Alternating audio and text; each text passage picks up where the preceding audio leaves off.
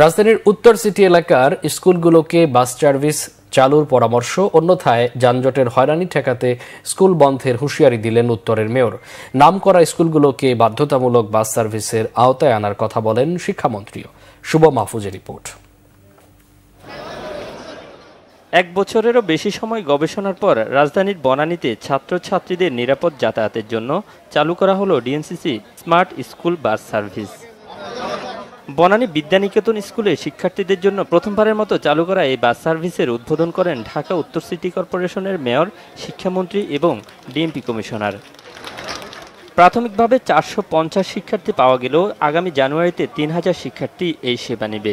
অ্যাপের মাধ্যমে বুকিং দেওয়ার পাশাপাশি বাসগুলোকে অ্যাপের মাধ্যমে ট্র্যাকও করা যাবে।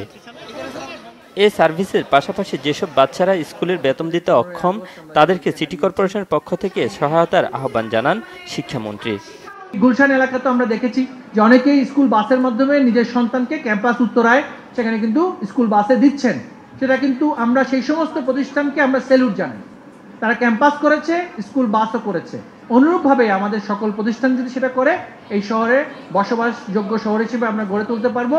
এ সময় উত্তর সিটি এলাকার স্কুলগুলোকে বাস সার্ভিস চালুর পরামর্শ দেন উত্তরের মেয়র। পরামর্শ না মানলে যানজট ঠেকাতে স্কুল বন্ধের হুঁশিয়ারিও দেন তিনি।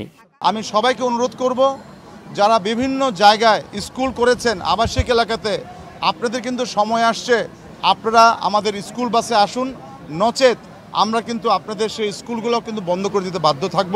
এইভাবে কিন্তু শিক্ষা মন্ত্রণালয় আজকে বলে গিয়েছে। বাস সার্ভিস শিক্ষার্থীদের যাতায়াতের হয়রানি বন্ধের পাশাপাশি এর ডিজিটাল ট্র্যাকিং সিস্টেম প্রতিটি শিক্ষার্থীর নিরাপত্তা নিশ্চিত করবে বলেও জানান উত্তর সিটি মেয়র।